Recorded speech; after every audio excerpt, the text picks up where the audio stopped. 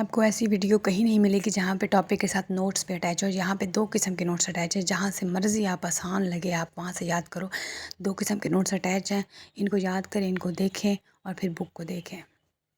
Last time जो हमारा topic था वो था एरर्स पे, फिर एरर्स कैसे होती हैं, फिर इसको कम कैसे करते हैं। उसके बाद हमने अनसर्टेनिटी पढ़ी थी। उसके बाद हम अब पढ़ रहे हैं precision and accuracy.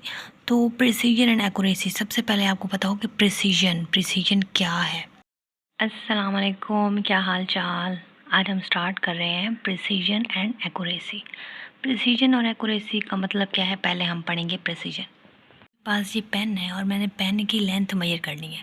For example मेरे पास लेंथ जो आई है वो 10.2, फिर मैंने अगेन मेजर किया 10.3, 10.1, इस तरह की मेजरमेंट्स मेरे पास आ रही हैं, यानी करीब करीब हैं।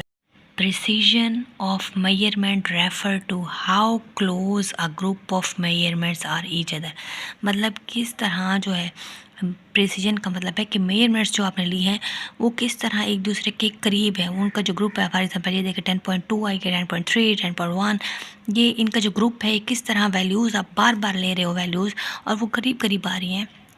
वह कभी 10.2 आती है, कभी 10.3, 10.1, मतलब 10 तो है ना, तो 10.2, 10.3, 10.1। तो precision of measurement refer to how close a group of measurement are each other, किस तरह मेजरमेंट्स का ग्रुप आपस में क्लोज है, इस चीज़ को हम कहते हैं प्रिसीजन। अब precision is related to measuring instrument, ये जो आपका मेजरिंग इंस्ट्रूमेंट है ना, प्रिसीजन इससे रिलेटेड है। प्रिसीजन डिपेंड करती है least count of instrument. Least count of instrument, यहाँ पे हमने लास्ट टाइम मीटर रूल की जब मेजरमेंट की थी तो वो 1 मिलीमीटर था उसका लीस्ट काउंट। उसके बाद वर्नियर कैलिपर का था 0.1 मिलीमीटर, माइक्रो स्क्रू गेज का था, माइक्रो स्क्रू गेज मीटर का था 0.01 मिलीमीटर। तो ये लीस्ट काउंट है। तो इसका मतलब है लीस्ट काउंट का दूसरा नाम है एब्सोल्यूट अनसर्टेनिटी, यानी एब्सोल्यूट अनसर्टेनिटी लीस्ट काउंट को कहते हैं। लीस्ट काउंट को एब्सोल्यूट अनसर्टेनिटी कहते हैं। ये दोनों एक जैसे हैं। तो प्रिसीजन डिपेंड करती है लीस्ट काउंट के ऊपर, उस इंस्ट्रूमेंट के लीस्ट काउंट के ऊपर प्रिसीजन डिपेंड करती है, और ये मेजरिंग इंस्ट्रूमेंट से रिलेट करती है। तो यहाँ डिपेंडेंस वाला पॉइंट है। अब है कि smaller the least count the more precise the value, the smaller the size of physical quantity the more precise instrument is use. इसका मतलब क्या है, यानी जितना लीस्ट काउंट कम होगा उतनी आपके पास वैल्यू ठीक होगी, प्रिसाइज होगी।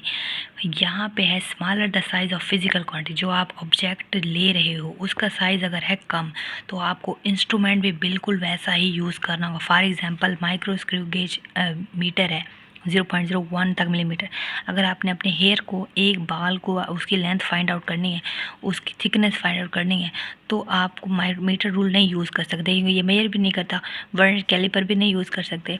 तो माइक्रो स्क्रू गेज छोटे से छोटा ये आपका जो एक हेयर है उसकी लेंथ तक मेजर करके देगा। तो इसके लाइन का मतलब है जितनी स्मॉलर साइज़ होगा फिज़िकल क्वांटिटी का उतना ज़्यादा मोर प्रिसाइज इंस्ट्रूमेंट यूज़ होगा। तो माइक्रो स्क्रू गेज मीटर, इसका लीस्ट काउंट कम है, तो ये जो ऑब्जेक्ट बिल्कुल छोटा सा होगा तो ये उसको एक्यूरेसी का मेजर करेगा मतलब वैल्यू, और है वो कि बिल्कुल आपकी जो ठीक मेजर्ड मेजर वैल्यू है करेगा। वो ट्रू वैल्यू के क्लोज है या नहीं। मतलब एक ऑब्जेक्ट की लेंथ है, फॉर एग्जांपल आपके पास एक ऑब्जेक्ट है और वो पेन है, और पेन जो है वो 17 सेंटीमीटर तक है, उसकी ट्रू वैल्यू है, उसके ऊपर लिखा भी हुआ है। आप मेजर करने लगे हो और आपके पास है ये 16.9 सेंटीमीटर, तो ये क्लोज वैल्यू है। तो इसको हम कहते हैं accuracy. Accuracy of measurement means how close your measured value is the same accepted or true value. या सीधे सीधा आप इस तरह भी लिख सकते हैं, how close accuracy of measurement means how close your measured value is the same accepted or true value. तो आपने इसी तरह ही लिखना है। उसके बाद है कि आपकी जो ट्रू वैल्यू के साथ आपकी मेजर्ड वैल्यू क्लोज है या नहीं है, कितनी क्लोज है आपकी मेजर्ड वैल्यू आपकी ट्रू वैल्यू के साथ कितनी क्लोज है, इसको एक्यूरेसी कहते हैं। फॉर एग्जांपल आपका टारगेट है, आपके पास एक टारगेट है और आपने निशाना लगाना है एरो से, तो आपने एक बार लगाया वो बिल्कुल उसके क्लोज गया, फिर दूसरी बार लगाया उसके क्लोज ही गया, तो ये वैल्यू है प्रिसाइज। सेकेंड टाइम आपने जब निशाना लगाया है तो क्लोज नहीं गया, आपने पहली बार लगाया, दूसरी बार लगाया, तीसरी बार लगाया, तो ये क्लोज नहीं हुआ। थर्ड टाइम जब आपने लगाया है, बार बार आप लगाते रहो, थर्ड टाइम फिर ऐसा हुआ है कि बिल्कुल क्लोज गया टारगेट के, आपका जो निशाना था, जो आपका एरो था, वो बिल्कुल क्लोज गया टारगेट के। तो इस चीज़ को हम कहते हैं एक्यूरेसी। अब डिपेंडेंस वाला पॉइंट है, accuracy is depend upon fractional uncertainty. Fractional uncertainty क्या होता है? लीस्ट काउंट को डिवाइड कर दे रीडिंग पे तो हमारे पास फ्रैक्शनल अनसर्टेनिटी आ जाएगा। Accuracy of measurement is reflected by number of significant figure. इसका मतलब क्या है कि जितने ज़्यादा सिग्निफिकेंट फिगर होंगे उतने ज़्यादा आपके पास एक्यूरेसी होगी, उतनी ज़्यादा हायर एक्यूरेसी होगी जितने लार्ज नंबर ऑफ आपके पास सिग्निफिकेंट फिगर्स होंगे। ठीक, यहाँ तक। और आपको नोट्स भी मैं अटैच कर रही हूँ, नोट्स भी आप देख लें, रीडिंग भी एक बार कर लें, और अगर समझ आए अगेन वीडियो देख लें, और कोई बात समझ ना आए ज़रूर पूछिएगा। मिलते हैं नेक्स्ट लेक्चर में, अपना ख्याल रखिएगा। थैंक यू सो मच, अल्लाह हाफिज़। दो किस्म के नोट्स अटैच हैं, यहाँ पे टेबल के नोट्स अटैच हैं, ये इसके लॉन्ग क्वेश्चन आता होता है, इसके ऊपर हेडिंग्स हैं, जहाँ से मर्ज़ी आप देख लें यहाँ पे, फिर बुक से रीडिंग कर लें, यहाँ से देख लें। दो किस्म के नोट्स हैं, जहाँ से आसान लगे आप वहाँ से याद करें टॉपिक को। और वीडियो को शेयर करना ना भूलें, कमेंट करना ना भूलें, अपना फीडबैक ज़रूर दें।